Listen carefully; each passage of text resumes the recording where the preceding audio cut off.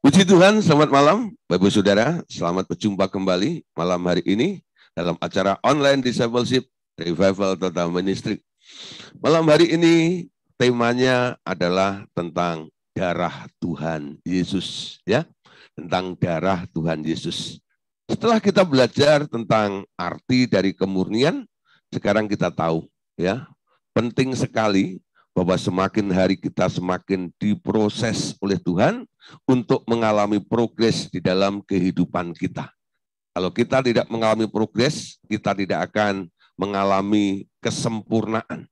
Kalau kita tidak sempurna, kita tidak bisa berjumpa dengan Bapa yang sempurna itu. Amin.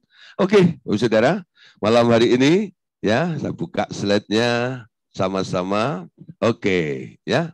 Jadi malam hari ini kita bicara tentang the blood Jesus atau darah Tuhan Yesus. Saudara, bicara tentang darah Tuhan Yesus, ya. Banyak orang kadang-kadang latah, ya. Dia bicara tentang darah Tuhan Yesus. Apalagi orang-orang yang sudah Kristennya itu keturunan biasanya, ya. Jadi karena sudah terbiasa mendengar tentang darah Tuhan Yesus itu, sehingga darah Tuhan Yesus itu hanya menjadi sebuah ucapan yang tidak ada nilainya lagi, ya. Ada orang yang kesandung gitu, ya. Lalu dia bilang, darah Yesus. Padahal yang salah matanya nggak lihat ada batu di depannya, ya. Nah, saudara, darah Yesus. Sedikit-sedikit darah Tuhan Yesus. Saudara, ada banyak hal yang bisa untuk menyelesaikan masalah dalam kehidupan kita. Ada yang cukup dicuci dengan air yang hidup, ya. Tapi ada juga yang harus diselesaikan dengan darah Tuhan Yesus. Darah Tuhan Yesus itu adalah darah yang sangat mahal, ya. Oleh sebab itu jangan dijadikan candaan atau satu yang terbiasa begitu loh, ya. Harus kita pahami, harus kita mengerti maknanya sehingga kita waktu kita mengucapkan, mendeklarasikan tentang darah itu, darah yang mahal itu mengandung kuasa yang luar biasa, ya. Saya ingat lagu Pantai Kosta kuno dulu, ya. Darahnya amat kuasa, sucikan dari dosa, ya, saudara. Darahnya amat kuasa, punya kuasa. Jadi ketika kita belajar nanti tentang darah Tuhan Yesus ini, kita akan bisa mengerti fungsi dan apa sebenarnya Tuhan izinkan kita boleh menggunakan darah Tuhan Yesus ini. Nah, saudara, kita mulai dari sini dulu, ya. Bicara tentang darah Tuhan Yesus, ya. Dari mana asalnya di sini? Oke, kita sering mendengar istilah daging dan darah Tuhan Yesus.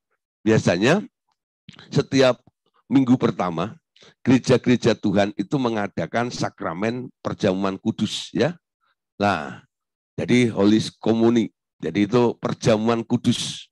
Nah, semuanya mulai dikasih hosti dan anggur, lalu hosti dan anggur itu didoakan, lalu kita minum bersama-sama, lalu pendetanya atau pastornya bilang, ya, ini adalah darah Tuhan Yesus dan ini adalah tubuh Tuhan Yesus atau dagingnya Tuhan Yesus. Amin.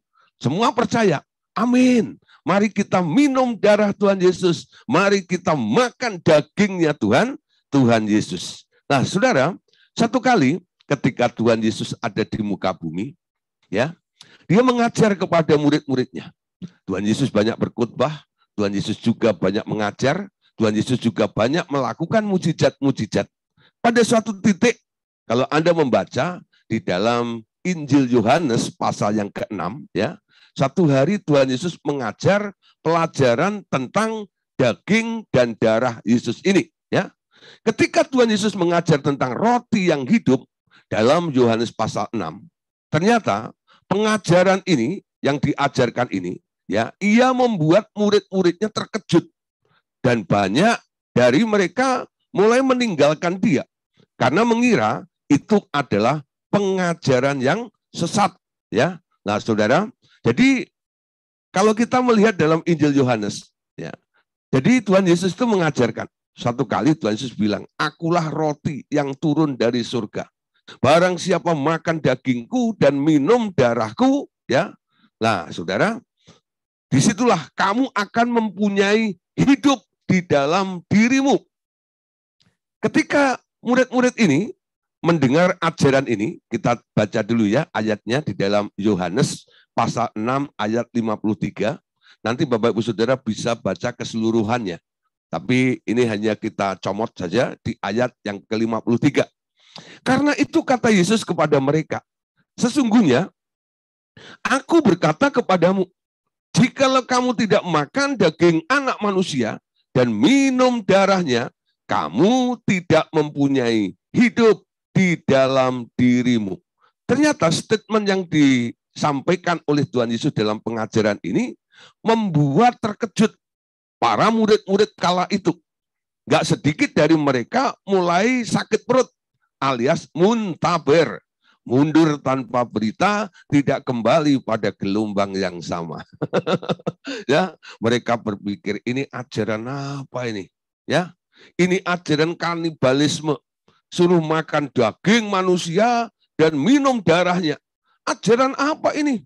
Ya, mereka pada ngomel, mereka pada ngedumel, mereka pada menggerutu dengan apa yang disampaikan oleh Tuhan Yesus pada waktu itu. Ya, sehingga tak sedikit dari mereka mulai meninggalkan Tuhan Yesus. Padahal sebelumnya, kalau Anda melihat, Tuhan Yesus baru saja melakukan mujizat. 5 roti, 2 ekor ikan, ya dimakan oleh 5.000 orang. Jadi panitia ini telah sukses untuk mengadakan KKR besar-besaran. Ya, nah habis 5.000 orang makan kenyang itu, banyak orang yang berbondong-bondong, jumlahnya jauh lebih banyak lagi untuk mencari Tuhan Yesus. Nah, Tuhan Yesus mulai mengkoreksi orang-orang yang datang kepadanya ini. Kamu datang kepadaku untuk cari apa? Untuk cari roti yang kemarin itu. Tapi aku punya roti yang sesungguhnya. Ya, akulah roti yang turun dari surga itu. Ya, jadi Tuhan Yesus menyambung mujizat yang pernah dilakukan. Lalu Tuhan Yesus bilang, roti yang aku berikan kemarin itu cukup untuk memuaskan kamu. Cukup membuat kamu terheran-heran. 5 roti bisa mengenyangkan 5.000 orang. Tapi hari ini ada pelajaran khusus lagi nih. Ya, ada roti yang lain lagi. Ya, yang bukan hanya mengenyangkan perutmu, tapi roti ini nanti akan memberikan hidup di dalam dirimu. Ya, roti apa itu? Akulah roti hidup itu. Lalu ayat 53 baru Yesus berkata, karena itu, ya, kata Yesus kepada mereka, sesungguhnya. Jadi kalau Tuhan Yesus berkata, ya, dengan kata sesungguhnya, ini amat-amat serius. Firman Tuhan itu sudah serius ya. Kalau ditekankan lagi, ditambah kata sesungguhnya, artinya ini lebih serius lagi. Dan harus menjadi perhatian dan dicamkan oleh semua orang. Sesungguhnya, aku berkata kepadamu, jikalau kamu tidak makan daging anak manusia dan minum darahnya, kamu tidak mempunyai hidup di dalam dirimu. Lah, saudara, banyak orang mulai mundur ya ketika Tuhan Yesus mengatakan itu. Nah, tapi saudara, bagi mereka yang bertekun dan tetap tinggal dengan dia dan mau bertanya akan maksud dari perkataan Tuhan Yesus ini, mereka akan mendapatkan jawaban dan penjelasannya. Ya, tapi faktanya, yang tinggal hanya 12 muridnya saja. Ribuan orang itu pada kabur semuanya. Pada pergi. Menganggap apa yang dikatakan Tuhan Yesus itu sebagai bentuk ajaran sesat saja. Suruh makan daging, minum darah, kanibalisme ini. Ajaran apa ini? Nggak lazim seperti ini. Nah, tapi ini harus disampaikan. Karena dampaknya ada. Ketika orang mau minum darah Tuhan Yesus dan makan dagingnya, mereka akan memperoleh hidup dari makanan yang diberikan oleh Tuhan Yesus itu. Nah, Bapak Ibu Saudara, malam hari ini kita akan menggali apa maksudnya, ya, Tuhan Yesus mengatakan itu kepada murid-muridnya. Ya, nah saudara, ketika murid-muridnya itu masih tinggal, Tuhan Yesus berkata kepada murid-muridnya juga, kamu nggak pergi juga. Lalu Petrus mewakili teman-temannya itu, pergi kemana lagi? Karena aku tahu perkataanmu adalah roh dan hidup. Ya, lalu kedua murid ini mulai duduk bertanya untuk mendengarkan penjelasannya. Guru, jelaskan dong apa maksudnya. Ini menjadi pelajaran bagi kita semuanya. Ketika Bapak Ibu Saudara mendengar pengajaran, ya, firman Tuhan, mungkin pikiranmu, otakmu tidak bisa menangkap atau tidak bisa memahami, tidak bisa mengerti, ya. Perasaanmu tidak bisa menerima seperti apa yang dialami oleh murid-murid pada waktu itu.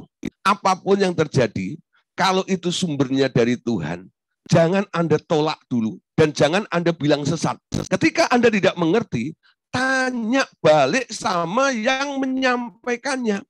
Apa maksudmu menyampaikan ini? Nah, saudara, Roh Kudus disediakan untuk mengajar kita, untuk memberitahu kepada kita, untuk menuntun kita kepada seluruh kebenaran. Itu yang sering saya lakukan.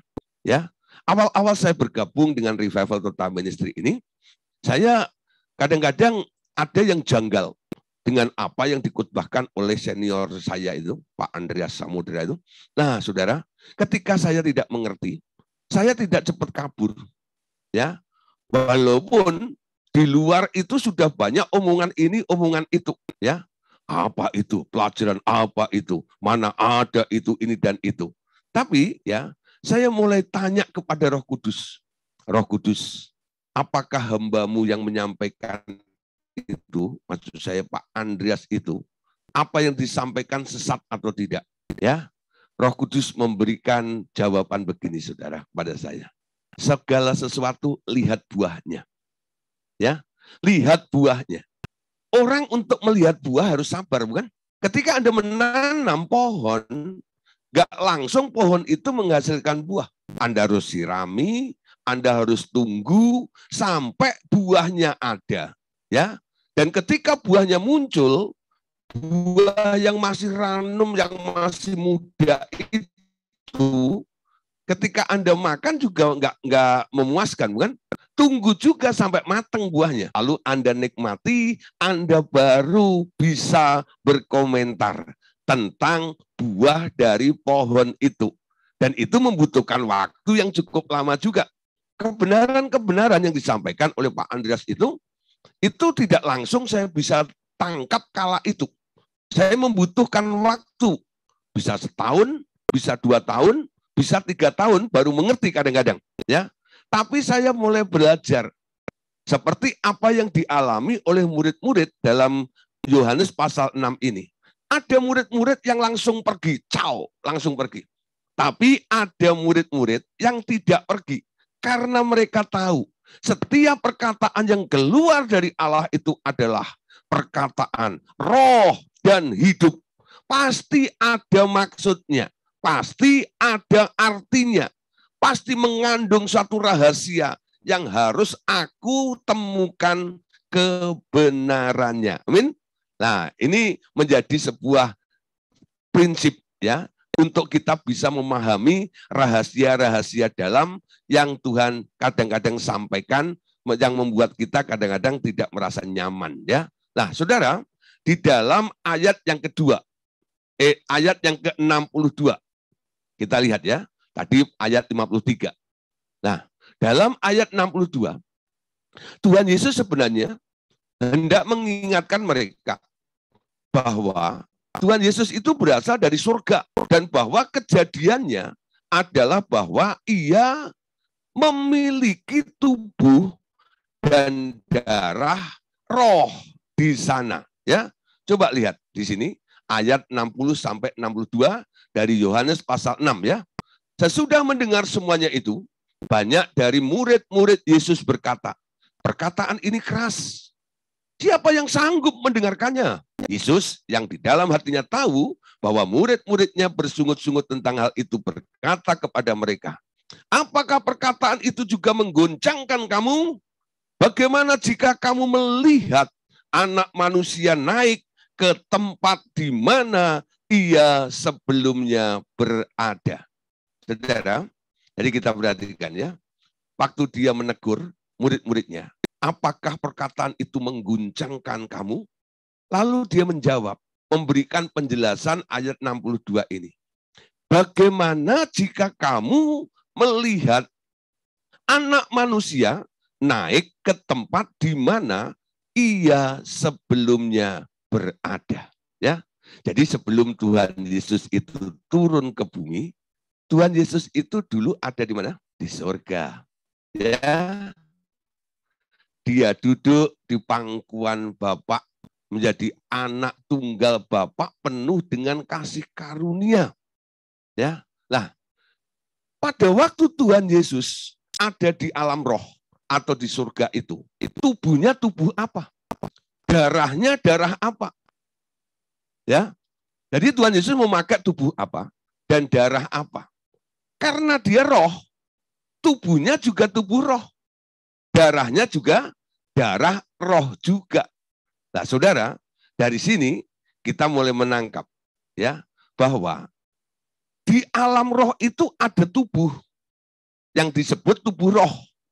Ya, kalau ada tubuh roh berarti ada darah di alam roh juga atau darah roh. Ya, darah yang kita lihat kalau Anda kena pisau ya, lalu mengalir yang warnanya merah dari tubuh Anda, itu darahmu ya. Darah secara fisik, darah secara materi. Ya, tapi ada darah secara roh. Ya. Nah, Tuhan Yesus berkata, ya, tadi dikatakan, bagaimana jika kamu melihat anak manusia naik ke tempat di mana ia sebelumnya berada? Perhatikan, ketika aku bicara tentang makan dagingku dan minum darahku, bukan berarti aku ini sedang menyuruh kalian semuanya dan minum darahku kayak Dracula, kayak vampir gitu. Enggak, saudara. Ya, Tuhan Yesus sedang bilang, aku ini dulu asalnya dari roh. Aku punya tubuh roh dan aku punya darah roh juga. Nah, saudara, kita sekarang tidak sedang membahas tentang darah secara fisik. Darahnya Tuhan Yesus yang pernah terkucur di Golgota itu, ya, atau tubuhnya Tuhan Yesus yang ada ketika di muka bumi itu, ya. Dalam kitab Yohanes pasal 1 kalau Anda membaca tentang pribadi Tuhan Yesus ini, pada mulanya adalah firman. Firman itu bersama-sama dengan Allah dan firman itu adalah Allah. Firman itu telah menjadi manusia. Firman itu telah menjadi daging. Nah, saudara, jadi wujud daging Yesus yang dikatakan makan dagingku, kalau kita sambungkan, ya, kita kaitkan dengan Yohanes pasal 1. Firman itu telah menjadi daging. Artinya apa? Yesus berkata, kalau kamu makan firmanku, ya, jadi daging Yesus itu apa? Firman. Amin. Jadi daging Yesus itu firman. Ya, dagingku benar-benar makanan dan darahku benar-benar minuman. Nah, saudara, jadi kalau kita menangkap sekarang, kalau firman bilang tentang dagingnya Tuhan Yesus, itu artinya Tuhan Yesus itu sedang bicara tentang firman. Bagaimana makan firman? Seperti Bapak Ibu Saudara, malam hari ini duduk ya di depan laptop, di depan handphone, di depan tablet Anda, karena ini pakai program Zoom meeting seperti ini, ya. Lalu Anda mendengar saya berbicara firman Allah seperti ini, Anda sebenarnya sedang makan. Makan apa? Makan firman, ya. Nah, satu kali saya menyuruh murid saya untuk berdoa sebelum saya berkhotbah. Ketika dia berdoa, dia bilang gini, Bapak Surgawi, kami ucap syukur pada hari ini, kami bersama-sama di tempat ini. Sebentar, kami akan ciak firman. Wah, semua pada nengok. Apa? Mau dengar firman Tuhan kok bilang ciak firman. Ya, bahkan ada yang lebih ekstrim lagi. Dia bilang gini, Bapak Surgawi, aku mengucap syukur kami ada di tempat ini bersama-sama. Sebentar lagi aku mau ciak engkau. Kami mau makan engkau.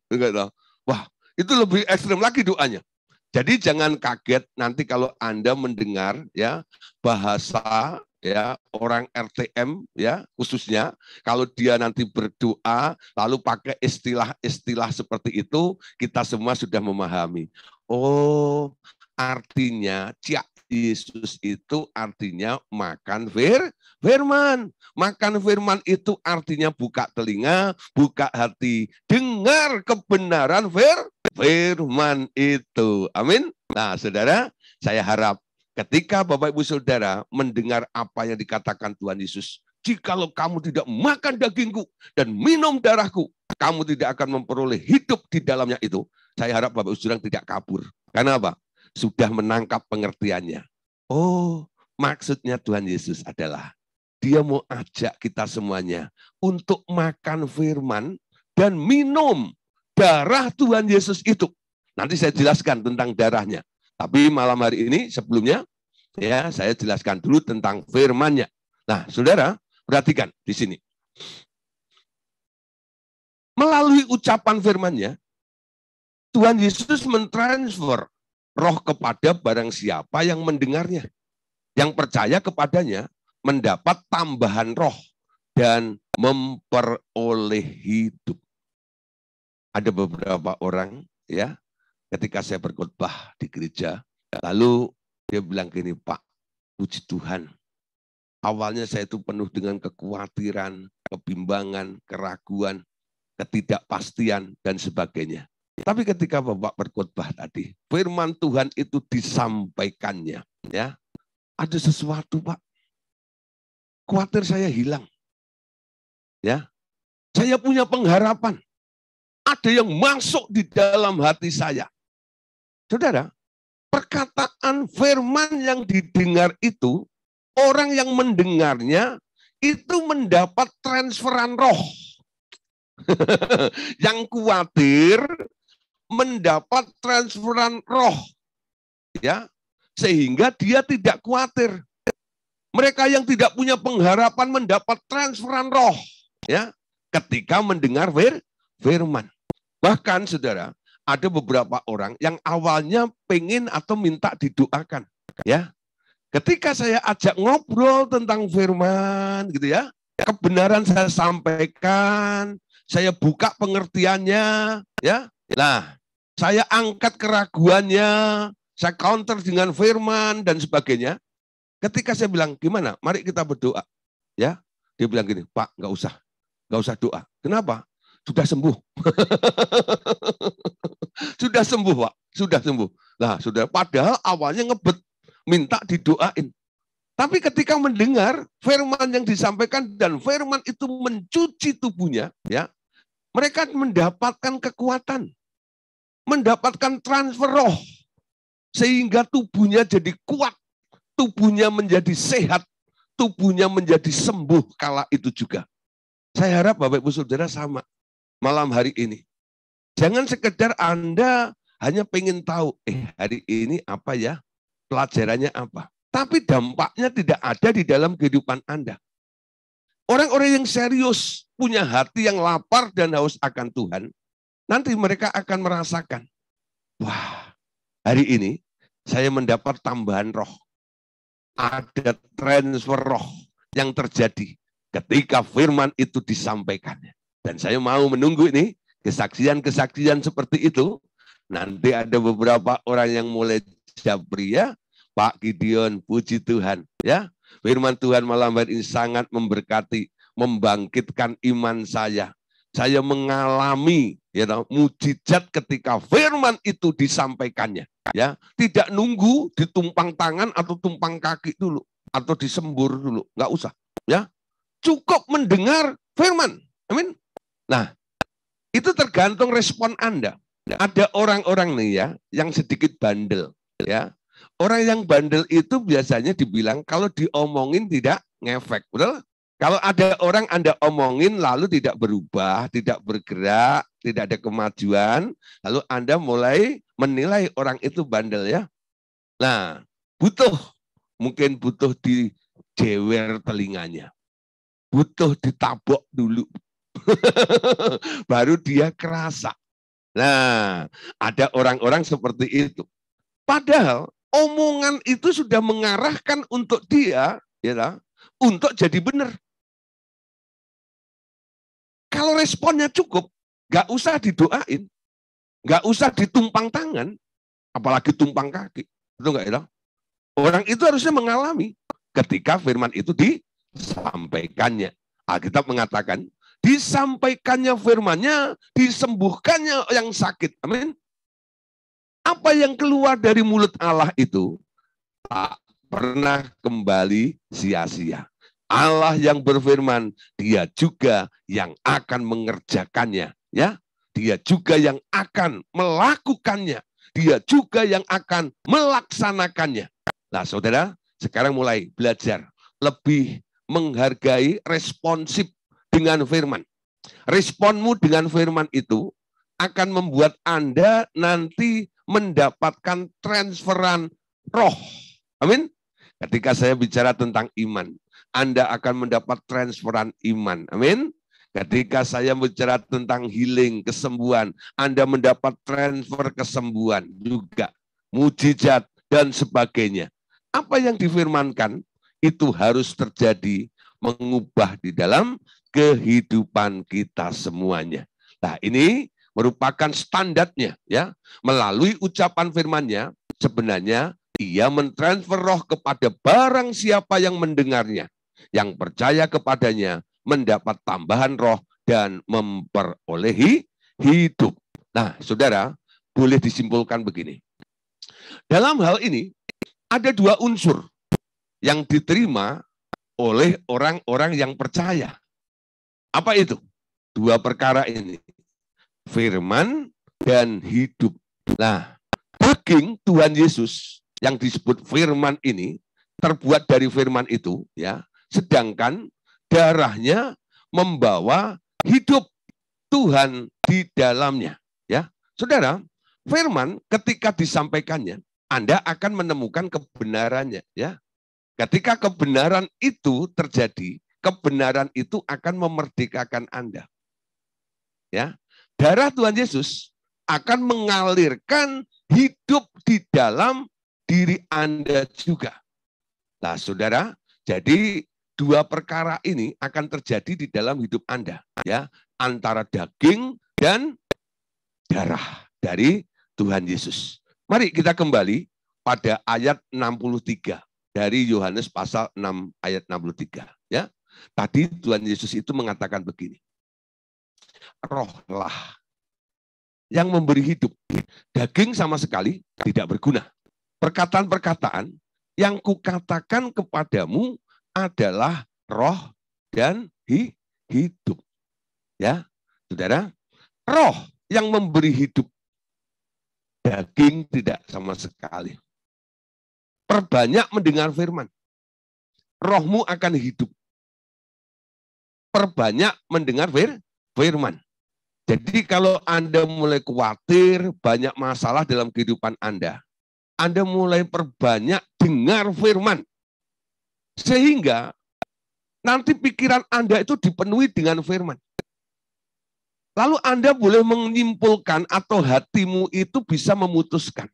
Bukan apa kata keadaanmu, tapi apa kata firman. Sehingga imanmu semakin naik. Karena iman timbul dari pendengaran dan pendengaran oleh firman itu. Nah, firman itu akan mengatasi setiap situasi dan keadaanmu. Ya, kalau umpama nih ya, contoh Anda sakit, lalu Anda menemukan kebenaran firman-Nya.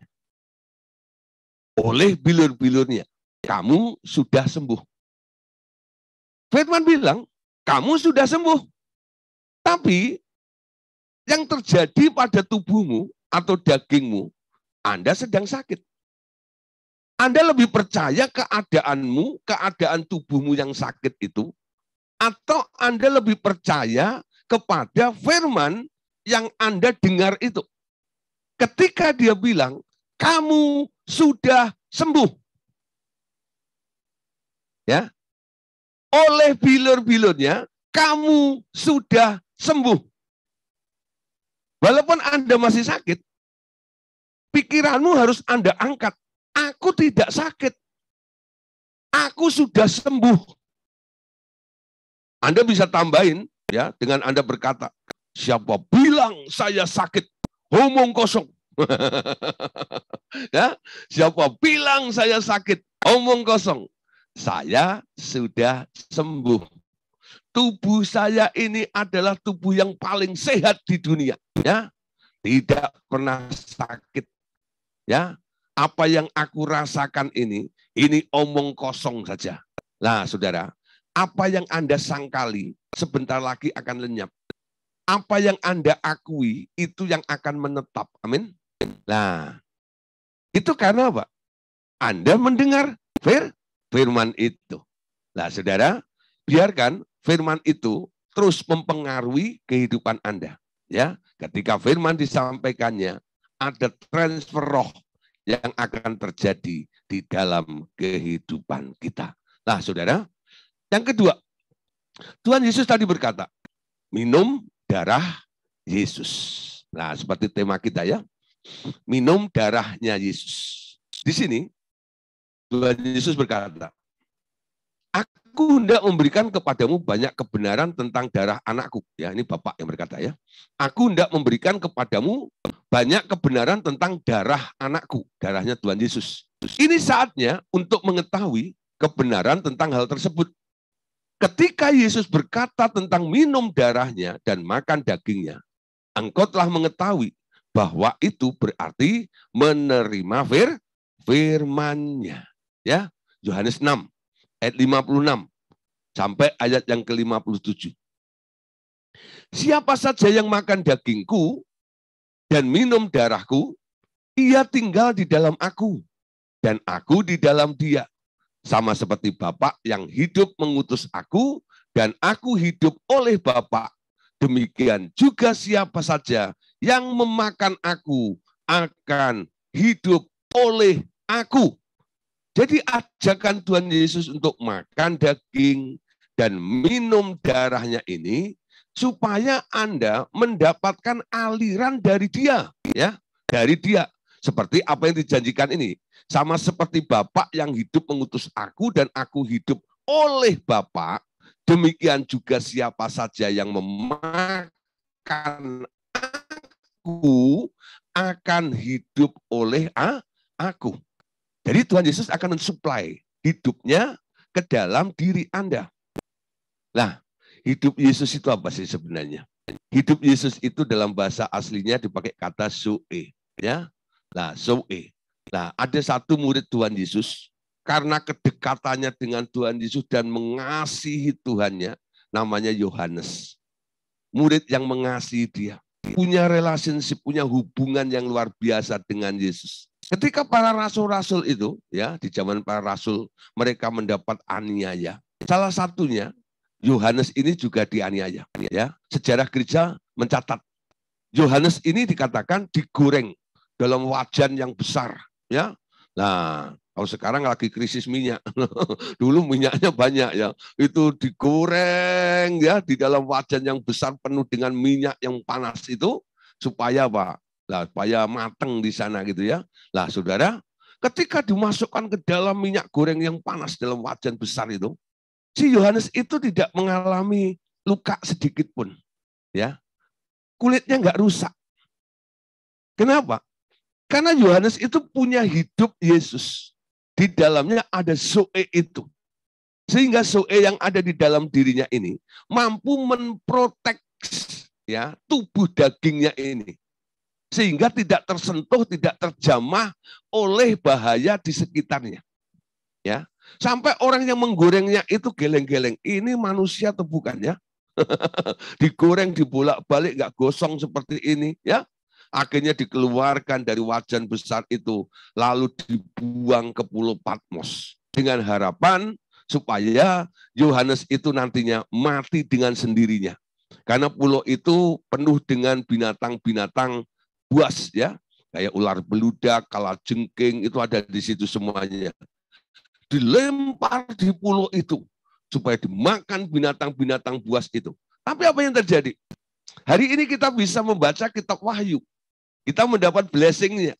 Kita mengerti tentang apa? Pelajaran-pelajaran akhir zaman, ya.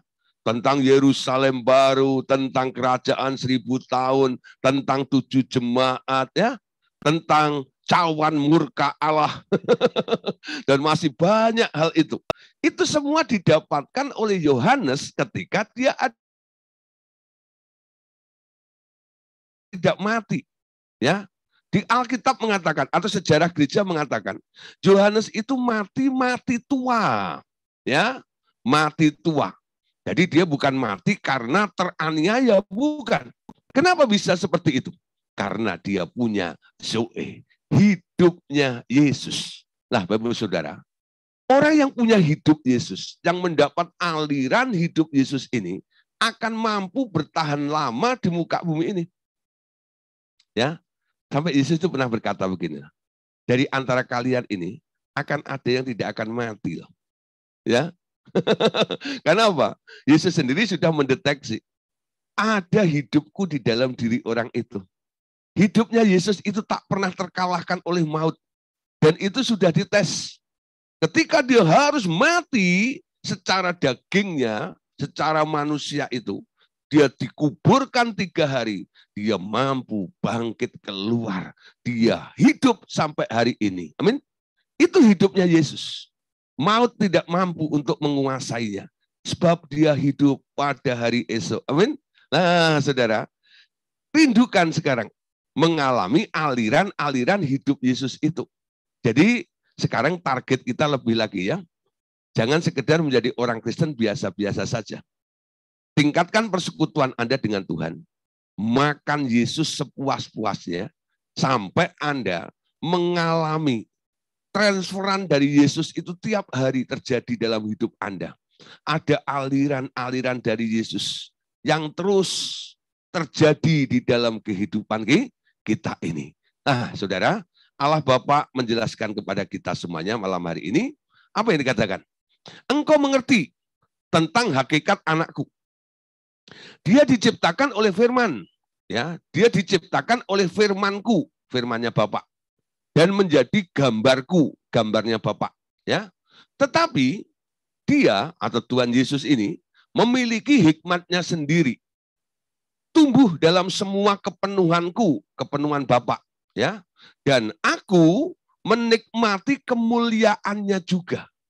Dia adalah kesayanganku dan bersama-sama kami membuat alam semesta ini, ya. Dia memiliki pikirannya sendiri dan aku bergabung di dalamnya untuk memberikan pikiranku juga. Dia memiliki pikiran yang mengagumkan dan aku senang mendengarnya.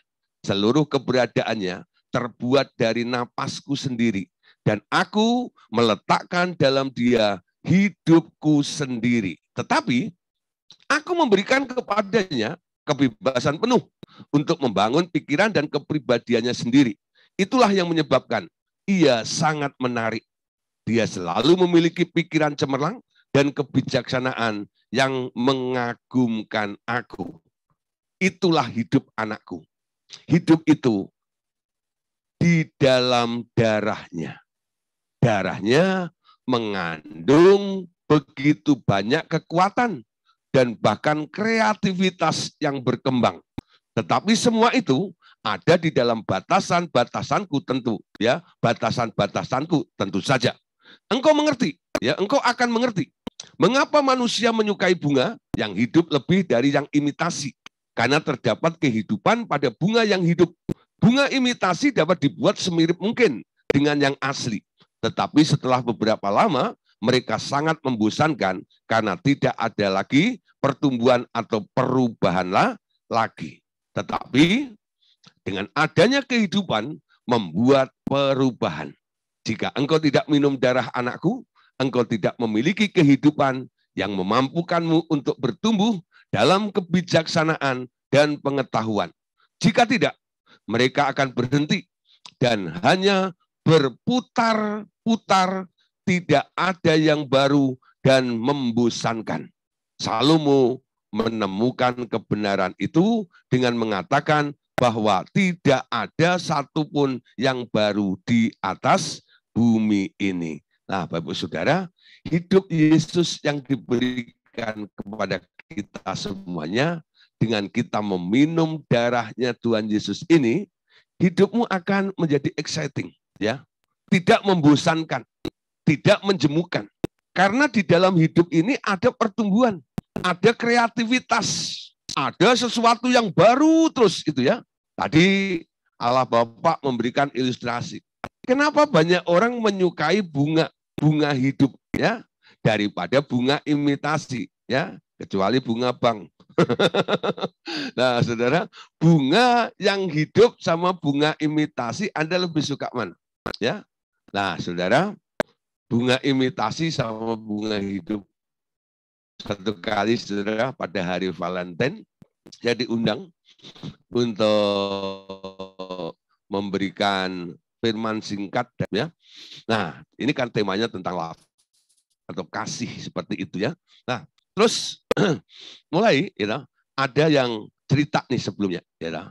Ada yang sharing satu dengan yang lainnya. Kamu tadi dapat apa ya dari best friend kamu ya. Lalu ada yang bilang, saya dapat bunga ya.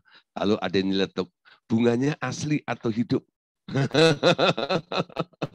Ya, bunganya plastik atau bunga asli ya. Lalu ada yang mulai nimbrung begini gitu. Itu kalau bunga plastik pasti cintanya palsu. Tapi kalau bunganya asli, cintanya asli. Nah, Saudara, banyak orang menyukai bunga yang hidup itu. Nah, Saudara, bunga yang hidup itu perlu proses ya, ada pertumbuhan, ada progresnya sampai akhirnya mekar dan indah sekali seperti itu. Harganya lebih mahal dibanding dengan bunga plastik ya. Nah, Saudara, orang menyukai. Kenapa lebih suka itu? Karena ya, bunga yang hidup itu bisa berubah. Bunga plastik itu nggak akan berubah. Ya gitu-gitu aja, monoton seperti itu. Nggak ada kreativitasnya. Apalagi kalau bunga itu masih ada di batang pohonnya ya.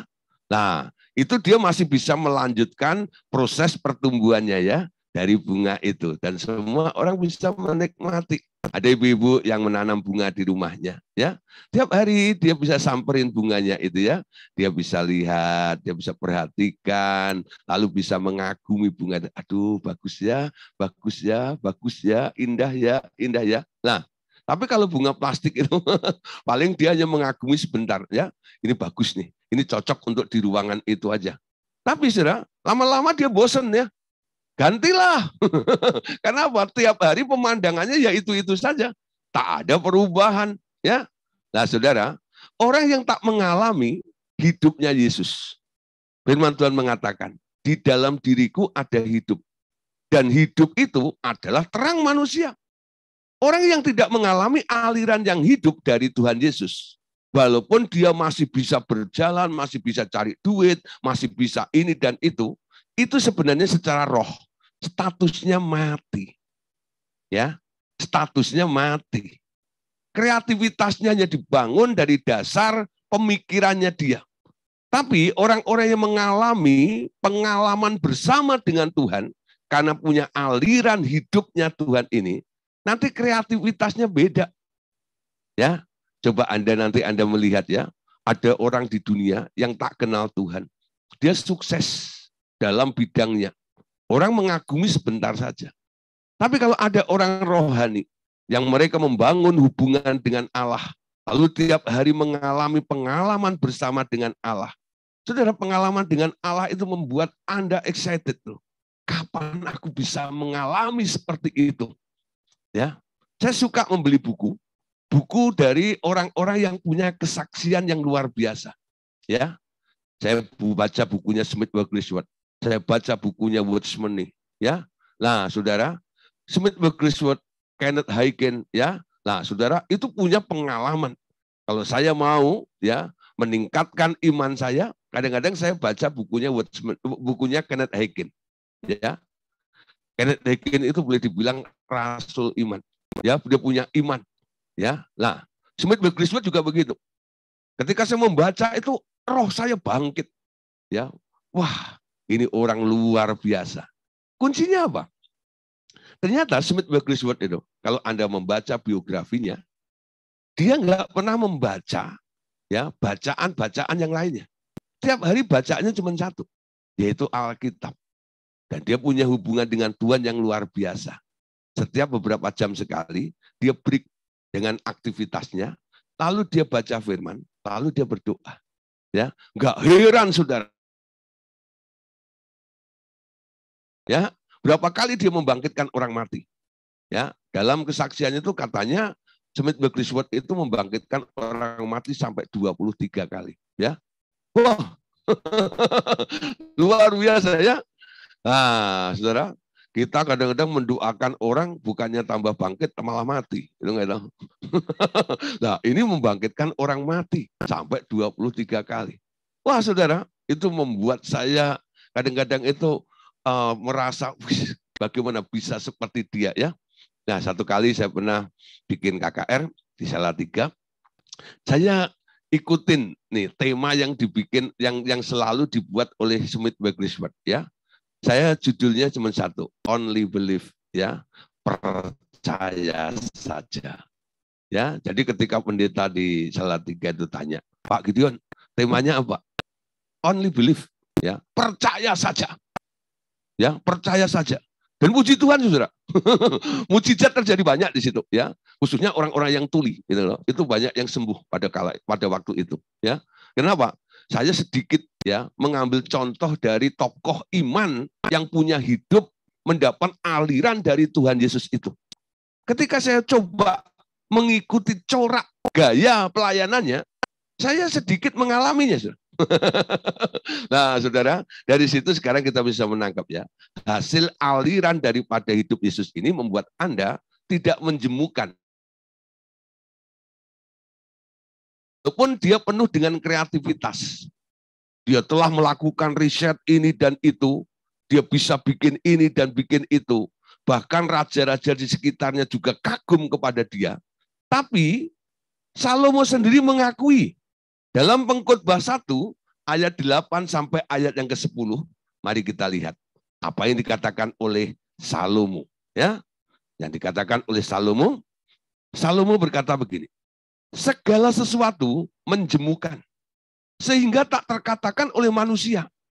Mata tidak kenyang melihat, telinga tidak puas mendengar. Apa yang pernah ada, akan ada lagi. Dan apa yang pernah dibuat, akan dibuat lagi. Tak ada sesuatu yang baru di bawah matahari. Adakah sesuatu yang dapat dikatakan, lihatlah ini baru, tetapi itu sudah ada dulu, lama sebelum kita kata ada. Ya, hasil riset daripada Salomo, Salomo menyimpulkan, memberitahu kepada kita semuanya, semua yang ada di bawah matahari ini, itu yang terjadi hanya pengulangan. Apa yang sudah ada akan ada lagi. Ya, contoh gini, saudara, saya ambil contoh. Baju perempuan ya, baju perempuan itu kadang-kadang mengikuti iklim. Ya, nah kalau iklimnya lagi panas, hot, begitu ya. Nanti mulai ini ya desainernya bikin baju yang buka-bukaan.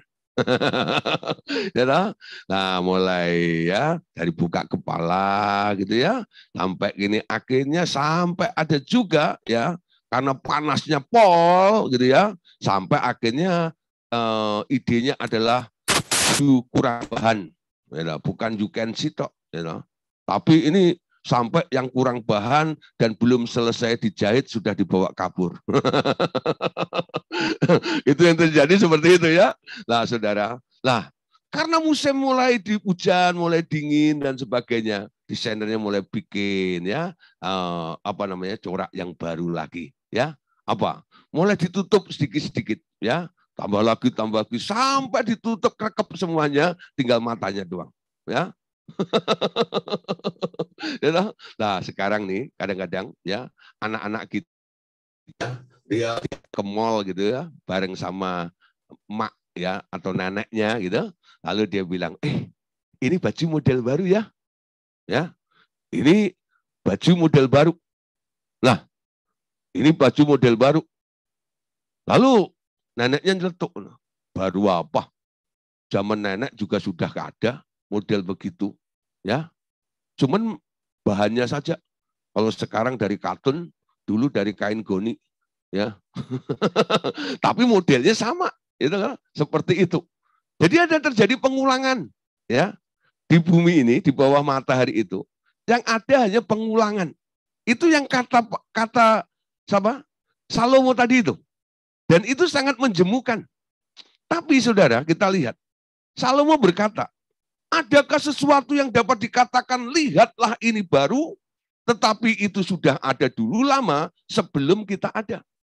Tapi di dalam Yesus, saudara, ketika Anda mendapatkan aliran daripada Tuhan Yesus, di dalam Tuhan Yesus, kata Paulus, ada namanya ciptaan baru. Yang lama sudah berlalu dan yang baru sekarang sudah terbit. Amin.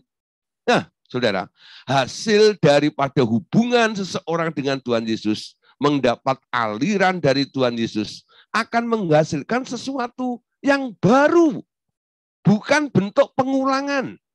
Ya, nah kita lihat ya, pertumbuhan gereja Tuhan. Gereja yang benar-benar mengalir di dalam pimpinan roh. Gereja Tuhan Yesus ini, kepalanya kan Yesus.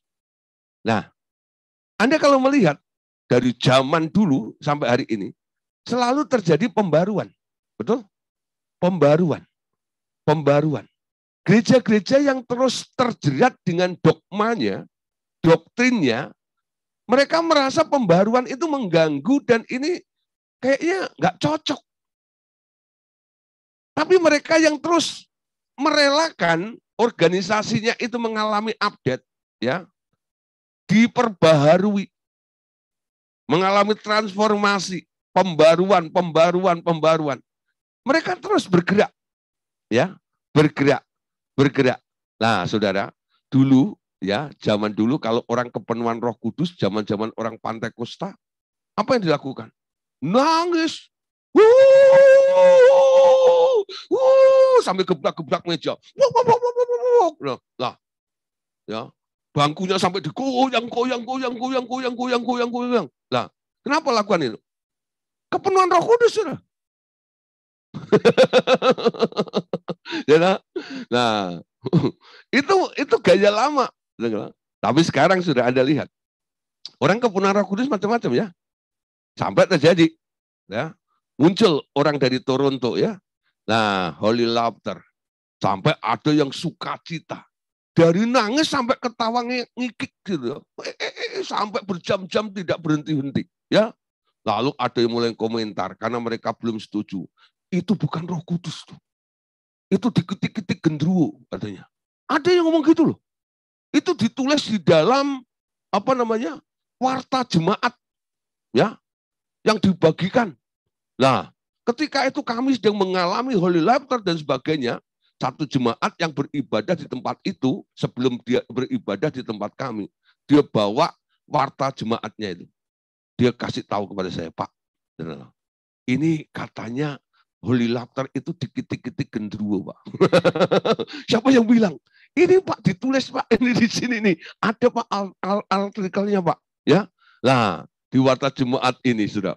Nah saudara, dulu gereja itu nggak suka ada drum, ya loh. Kalau drum itu pokoknya musik yang ada kulitnya itu musik dari setan katanya. Ya, tapi lambat laun, enggak ya, karena pembaruan, akhirnya saya lihat sekarang dia udah pakai drum juga.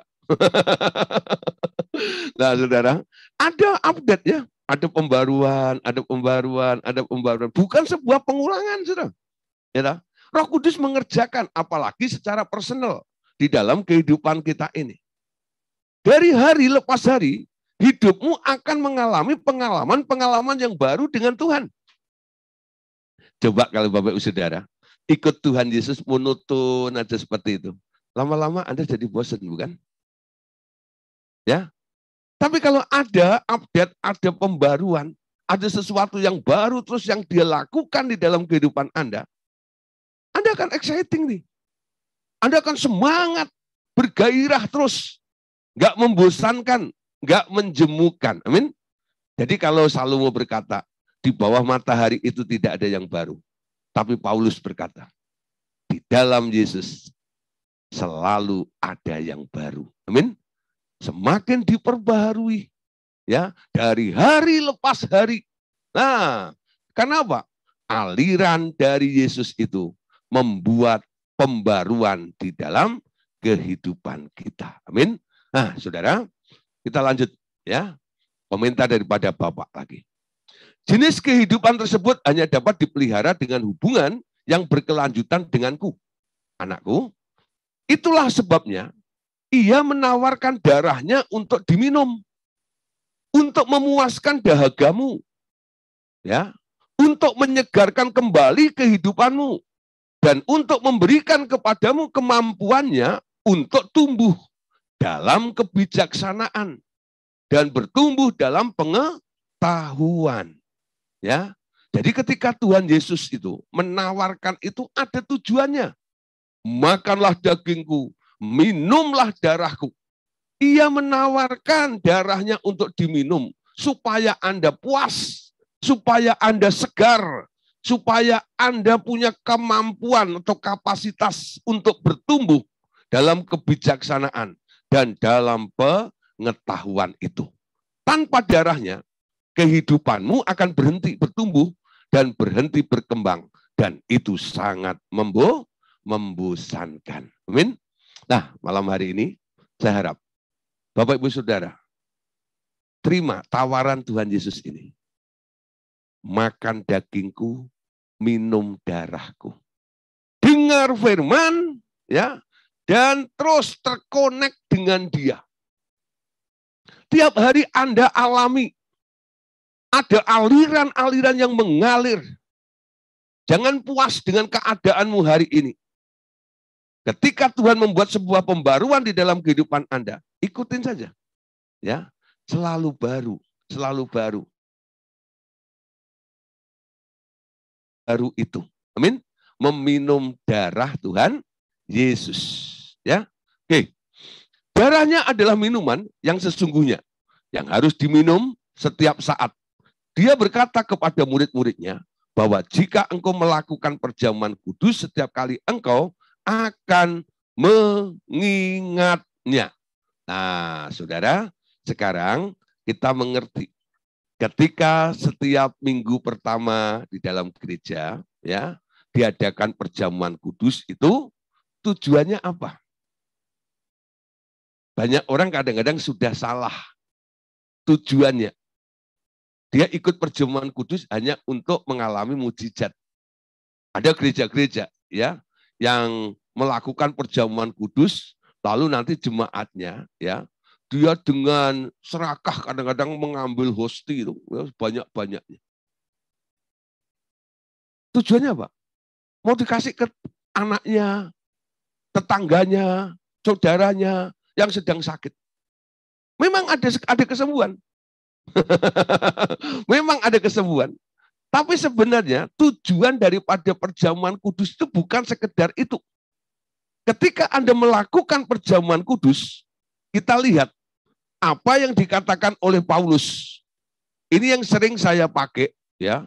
Ketika saya memimpin perjamuan kudus, saya kutip ayat ini, 1 Korintus 11 ayat 25. Ya. 1 Korintus 11 ayat 25.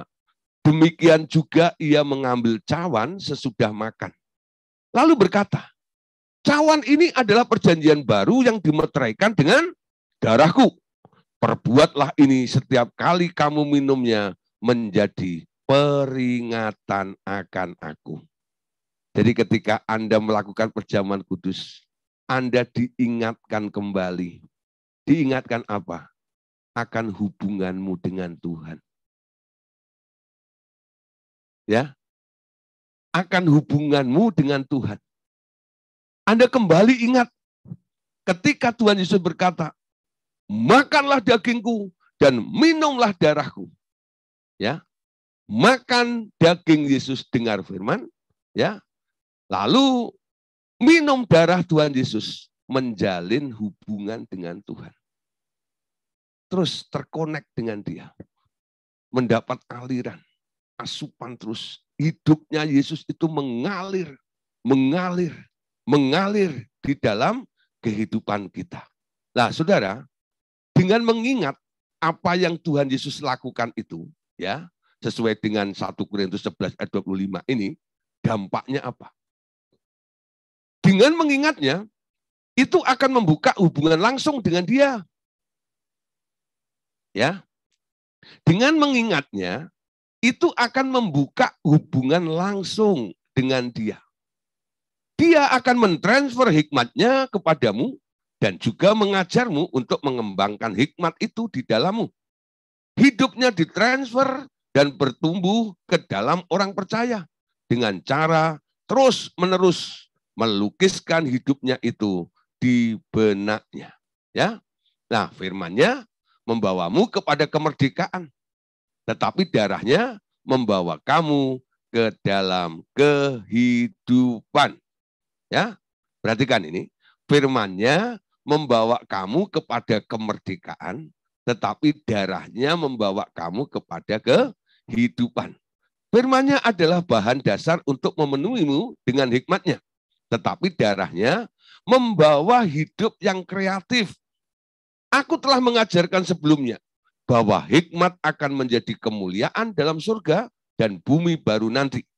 Mereka akan mengisi kerajaanku seperti sebuah kebun yang dipenuhi bunga-bunga yang indah. Ya, jadi boleh disimpulkan di sini ya, dua perkara yang Tuhan janjikan ketika kita makan tubuh Yesus, daging Yesus, dan minum darahnya, firman-Nya akan membawa kita kepada kemerdekaan.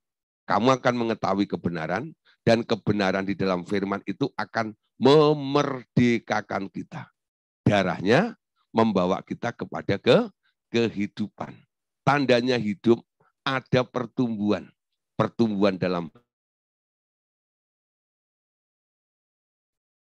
Ya. Nah, hatinya Yesus semakin tumbuh di dalam dirimu. Kenapa? Dia alirkan hidupnya terus ada di dalam diri Anda.